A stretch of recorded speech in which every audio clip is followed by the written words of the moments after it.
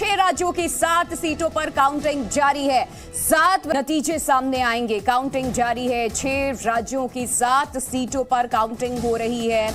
इसके अलावा अब बिहार में सबकी नजरें टिकी हुई हैं। देखिए 6 राज्यों में जो उपचुनाव हुए थे उसके आज नतीजे सामने आएंगे। 7 विधानसभा की ऐसी सीटें 6 राज्यों में जो खाली हुई थी, जिन पे वोटिंग हुई थी, और आज नतीजे।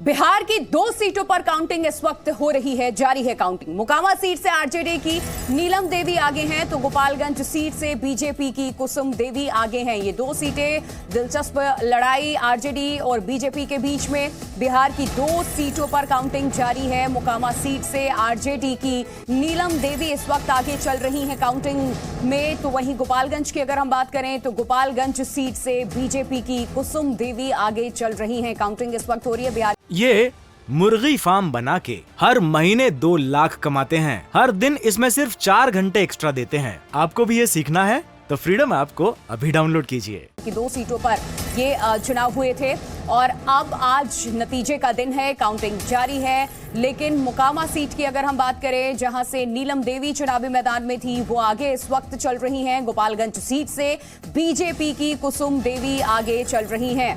ये बड़ी खबर इस वक्त सामने आ रही है।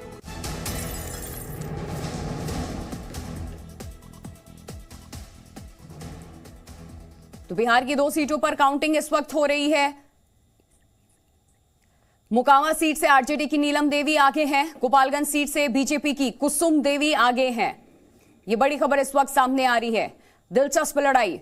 देखिए, पहले बीजेपी और आरजेडी की सरकार थी बिहार में, लेकिन ये गठबंधन टूटने के बाद ये जो उपचुनाव हुआ है, आरजेडी और जेडीयू एक साथ हैं, और ऐसे में आरजेडी की तरफ से नीलम देवी का चेहरा इस मोकामा सीट पर आगे किया गया था। नीलम देवी के सामने सोनम देवी थी, बीजेपी की प्रत्याशी, लेकिन इस वक्त नीलम देवी भारी पड़ती नजर आ रही हैं। वहीं गोपालगंज की बात करें, कुसुम देवी वर्सेस मोहन गुप्ता।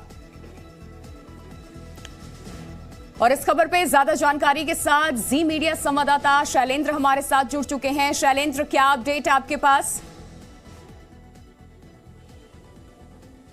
देखिए, जिस तरह से आपने बात की कि मोकामा सीट है, 8 राउंड की गिनती अब पूरी हो चुकी है। उपचुनाव है, महत्वपूर्ण उपचुनाव है, और ऐसे में जो नीलम देवी है, राजद प्रत्याशी अनंत सिंह की पत्नी है, जो बाहुबली माने जाते हैं, और सोनम देवी जो ललन सिंह की पत्नी है, दोनों में एक तरह से कहा जाए कि अब अंतर जो है, राजद ने वो काफी अंतर बना लिया है। 10,000 से ज्यादा वोटों का अंतर, 10,634 वोट का अंतर हो गया है 8वें राउंड में। जो नीलम देवी है, उनको वोट मिले हैं 30,960, यानी 30,960, और जो सोनम देवी है यानी बीजेपी के प्रत्याशी हैं, उनको जो वोट मिले हैं वो 20,276, यानी 20,276। ये वोटों का जो वोट मिले हैं अभी तक के मतगणना में, यानी 8वें राउंड में, वो मोकामा की स्थिति है। अगर बात करें गोपालगंज की स्थिति, तो गोपालगंज में भी जो 934 वोट से बीजेपी की जो कुसुम देवी हैं वो आगे हैं। और यहां पर जो एक तरह से कहा जाए कांटे की टक्कर है दोनों प्रत्याशियों के बीच में। राजद के जो मोहन प्रसाद गुप्ता हैं, और उसके अलावा जो बीजेपी की यानी कि जिनका निधन हुआ था, सुभाष सिंह की पत्नी है कुसुम देवी, वो दोनों के बीच में कांटे की टक्कर है। और दोनों लगातार जो एक तरह से कहा जाए कुसुम देवी बढ़त बनाए हुए, पहले राउंड में पीछे थी, लेकिन दूसरे राउंड से आगे ही है। लेकिन जो बढ़त है वो कम ज्यादा हो रही, यानी कि अंतर जो है वो लगातार बना हुआ है, लेकिन बहुत अंतर जो है, बहुत जिस तरह मोकामा की स्थिति है वैसी स्थिति गोपालगंज में नहीं। बिल्कुल शैलेंद्र, और ये दोनों हॉट सीट, एक तरफ जहां खुद नीतीश कुमार भी प्रचार करते हुए मोकामा सीट पे नजर आए थे, और आरजेडी की तरफ से नीलम देवी जिस तरीके से आगे चल रही हैं, बीजेपी को करारी शिकस्त यहां से मिलेगी। एक स्ट्रॉन्ग मैसेज इस उपचुनाव के नतीजों से जाएगा। बने रहिए आप हमारे साथ, आगे रुख करेंगे और अब बात करेंगे हम लखनऊ की। दरअसल 6 राज्यों की 7 विधानसभा सीट पर मतगणना जारी है। यूपी की गोकर्णनाथ सीट से बीजेपी आगे इस वक्त चल रही है। बीजेपी के अमन गिरी 5,000 वोट से आगे हैं। वोट का अंतराल जो है वो 5,000 का है, आगे इस वक्त चल रहे हैं। जो उपचुनाव हुए थे 6 राज्यों में 7 विधानसभा सीटों के लिए, वहां पर आज मतगणना जारी है। बिहार अपडेट हमने आपको दिया। अब उत्तर प्रदेश की बात करें तो यूपी की गोकर्णनाथ सीट से बीजेपी के प्रत्याशी इस वक्त 5,000 वोटों से आगे चल रहे हैं। और जी मीडिया संवाददाता विशाल रघुवंशी लखनऊ से इस वक्त हमारे साथ जुड़े हुए हैं। विशाल, बीजेपी के अमन गिरी 5000 वोट से इस वक्त आगे चल रहे हैं। देखिए, फिलहाल आपको अपडेट देता हूं कि बीजेपी के प्रत्याशी हैं अमन गिरी और वो अपने प्रतिद्वंदी विनय तिवारी से करीब 9,900 वोट से आगे चल रहे हैं। 8 राउंड की काउंटिंग जो है वो कंप्लीट हो चुकी है और अभी कुछ मिनट पहले ही अनाउंसमेंट की गई है कि अमन गिरी करीब 9,900 वोटों से आगे चल रहे हैं लगातार। हालांकि 8 राउंड अभी हो चुके हैं और कुल 32 राउंड की काउंटिंग होनी है। तो ऐसे में अभी जो तमाम जो राउंड बाकी हैं उनमें सपा के प्रत्याशी को लगता है कि अभी उनके जो प्रभाव वाले क्षेत्र हैं वहाँ की ईवीएम जब वहां काउंटिंग होगी तब उनकी बढ़त बन सकती है। लेकिन लगातार बीजेपी के खेमे के लिए एक बेहद राहत भरी और खुशी वाली खबर है क्योंकि अमन गिरी लगातार बढ़त बनाए हुए हैं। पहले राउंड से ही लगातार जो बढ़त 1500 से बनी हुई थी वो अभी तक बरकरार है और 8 राउंड अभी कंप्लीट हो चुके हैं। हालांकि जो और प्रत्याशी हैं, कुल 7 प्रत्याशी मैदान में हैं, तो ऐसे में जो अन्य प्रत्याशी हैं किसी का आंकड़ा करीब 200 है तो किसी का 150 है। लेकिन जो लड़ाई है वो सपा और भाजपा के बीच में दिखाई पड़ रही है। चूंकि इन उपचुनाव में बसपा और कांग्रेस ने प्रतिभाग नहीं किया था तो ऐसे में भाजपा और सपा के बीच में सीधे लड़ाई थी। विनय तिवारी 2012 में यहां से विधायक रह चुके हैं। अमन गिरी अरविंद गिरी के बेटे हैं जो यहां से मौजूदा विधायक थी जिनकी मृत्यु हुई थी, जिसके बाद ये सीट रिक्त हुई थी। तो अमन गिरी फिलहाल सिंपैथी वोट जो है वो पाने में बहुत कामयाब होते हुए दिखाई पड़ रहे हैं और एक राहत और एक अच्छी खबर बीजेपी खेमे के लिए कि बीजेपी लगातार यहां से बढ़त बनाए हुए है और 8वें राउंड तक लगातार अमन गिरी अभी 9,900 वोटों से आगे चल रहे हैं। बिल्कुल विशाल, देखिए पहले आपने अपडेट दिया कि 9,000 का जो अंतराल है वो अब हो चुका है। पहले 5,000 वोटों से आगे चल रहे थे। बने रहिए आप हमारे साथ। बिहार की बात की हमने, यूपी की बात की हमने, अब हरियाणा की भी बात कर लेते हैं। हरियाणा की आदमपुर सीट पर मतगणना जारी है। बीजेपी के भव्य बिश्नोई आगे चल रहे हैं। कुलदीप बिश्नोई के बेटे हैं भव्य बिश्नोई। कुलदीप बिश्नोई के इस्तीफे के कारण ये यहाँ उपचुनाव हुआ है। सीट खाली हुई थी। आदमपुर सीट पर भजनलाल परिवार ने 15 बार चुनाव लड़ा और हर बार जीता है। इस बार भजनलाल की तीसरी पीढ़ी भव्य बिश्नोई किस्मत आजमा रही है यहाँ पर। तो ये एक तरीके से सीट देखिए पीढ़ी दर पीढ़ी जो है वो चलती आ रही है। और यहाँ से भजनलाल परिवार की अगर हम बात करें आदमपुर सीट पर तो 15 बार चुनाव लड़े हैं और हर बार जीत इन्हीं के नाम। तो इस बार भजनलाल की तीसरी पीढ़ी भव्य बिश्नोई किस्मत आजमा रहे हैं और अब से थोड़ी देर के बाद नतीजे सामने आ जाएंगे। तो आज इस वक्त 6 राज्यों की 7 विधानसभा सीटों पर हुए उपचुनाव के नतीजे आने हैं जिस पर सबकी नजरें हैं। और उस वक्त ये नतीजे आ रहे हैं जब 2 राज्यों में विधानसभा के चुनाव भी अब होने वाले हैं। और इसके इतर अगर बात करें तो उपचुनाव भी बेहद महत्वपूर्ण हो जाता है क्योंकि सरकार जो पार्टी सरकार में आती है सत्तासीन होती है और उसके बाद बीच में एक आध जो सीटें इस तरीके से खाली होती हैं, जनता का फरमान आते हैं तो वहां की जनता का मूड भी पता चलता है।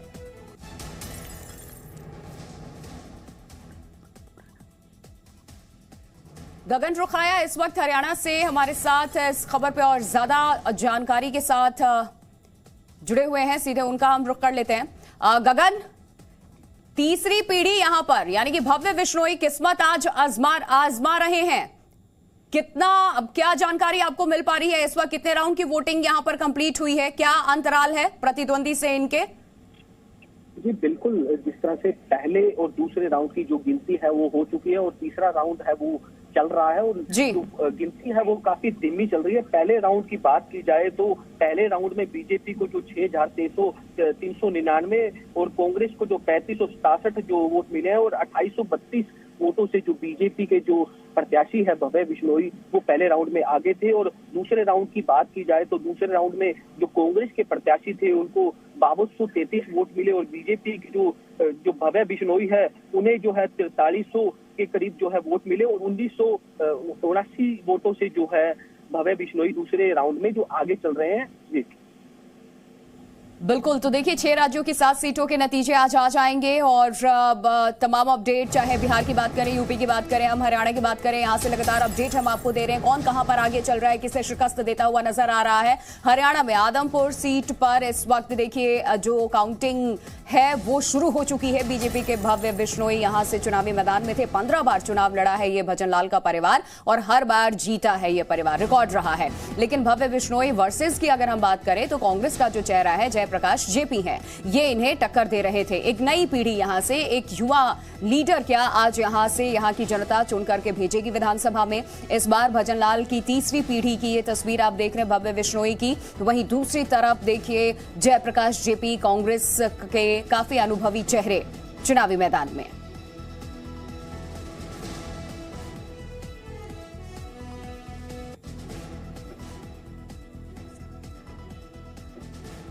तेलंगाना की भी हम बात कर लेते हैं कि तेलंगाना में भी क्या समीकरण बनते नजर आ रहे हैं। 6 राज्यों की 7 विधानसभा सीटों को लेकर के प्रसाद भोसेकर हमारे साथ, हमारे सहयोगी जुड़े हुए हैं। आपके पास क्या डिटेल तेलंगाना से इस वक्त?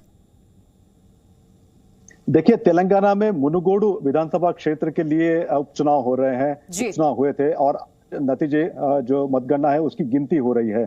तो कांटे की टक्कर है तेलंगाना राष्ट्र समिति, जो कि अब भारत राष्ट्र समिति बन गई है, उसमें, और भारतीय जनता पार्टी, और तीसरे प्लेस में है कांग्रेस।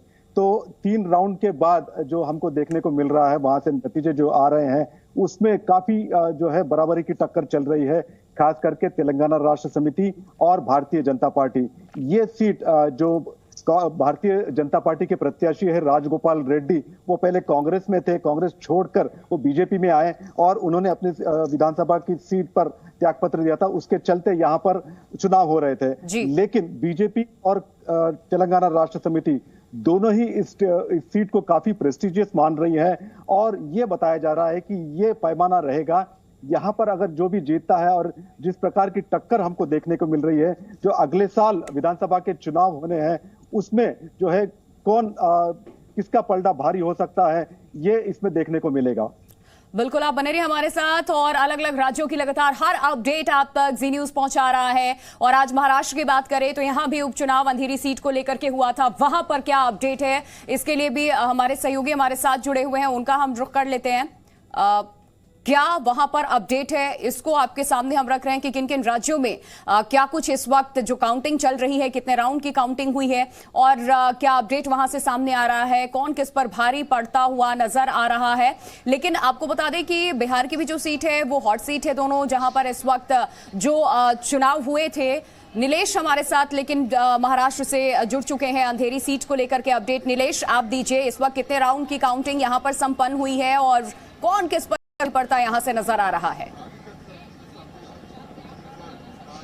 जी प्रिया, आपको लेटेस्ट अपडेट ये दे दूं कि महाराष्ट्र अंधेरी उपचुनाव में जो तीसरा राउंड है उसके वोटों की काउंटिंग हो चुकी है। इन तीसरे राउंड में कुल 16,000 से अधिक जो वोट है उनकी गिनती हो चुकी है और फिलहाल लगातार जो पहले राउंड से जो कि प्रत्याशी हैं उद्धव ठाकरे की तरफ से ऋतुजा लटके, वो लगातार आगे बरकरार हमें देखने मिल रही हैं। इस तीसरे राउंड में उनके जो वोट शेयर हैं वो 11,361 के आसपास बताए जा रहे हैं।